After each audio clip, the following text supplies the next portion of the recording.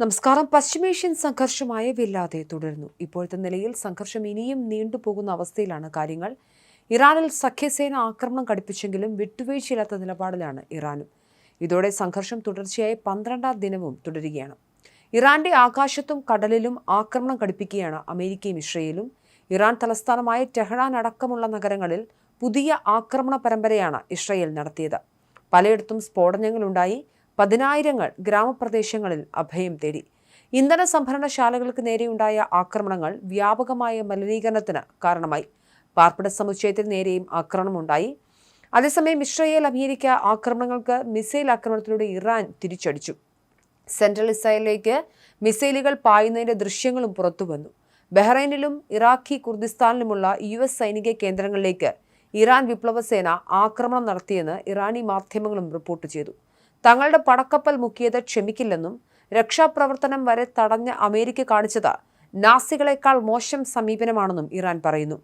ഇതിനിടെ ഗൾഫ് രാജ്യങ്ങളിൽ ഇറാന്റെ ആക്രമണം നേരിടാൻ യുക്രൈൻ സേന എത്തുമെന്ന് പ്രസിഡന്റ് വ്ളാദിമിർ സെലൻസ്കി അറിയിച്ചു.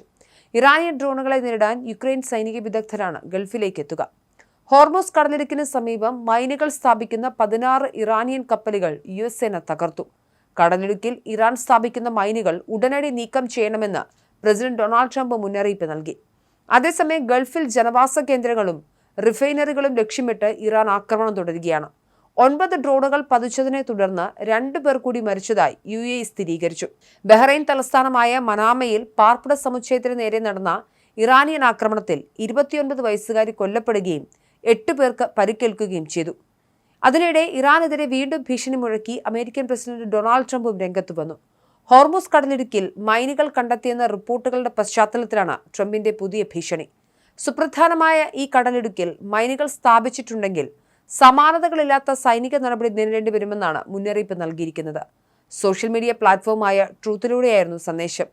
ഹോർമൂസ് കടലിടുക്കിൽ ഇറാൻ മൈനുകൾ സ്ഥാപിച്ചിട്ടുണ്ടെന്ന റിപ്പോർട്ട് ഞങ്ങളുടെ ശ്രദ്ധയിൽപ്പെട്ടിട്ടില്ല. അങ്ങനെ എന്തെങ്കിലും സ്ഥാപിച്ചിട്ടുണ്ടെങ്കിൽ അത് ഉടൻ തന്നെ നീക്കം ചെയ്യണമെന്നാണ് ആവശ്യപ്പെടുന്നത്.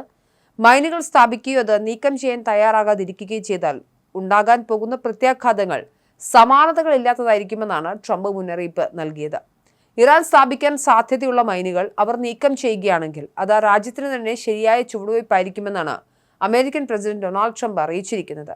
മൈനുകൾ സ്ഥാപിക്കാൻ ശ്രമിക്കുന്ന കപ്പലുകളും ബോട്ടുകൾ തകർക്കാൻ മയക്കുമരുന്ന് കടത്തുകാരെ നശിപ്പിക്കാൻ ഉപയോഗിക്കുന്ന അതേ സാങ്കേതിക വിദ്യയും മിസൈൽ ശേഷിയും ഉപയോഗിക്കും.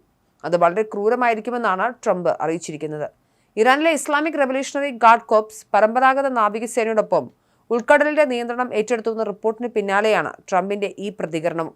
ഉൾക്കടലിലൂടെ കടന്നുപോകുന്ന അമേരിക്കയുടെയും ഇസ്രായേലിന്റെയും കപ്പലുകളെയും ടാങ്കറുകളെയും ആക്രമിക്കുമെന്ന് ഇസ്ലാമിക് റവല്യൂഷണറി ഗാർഡ് കോർപ്സ് ഭീഷണി മുഴക്കിയിരുന്നു.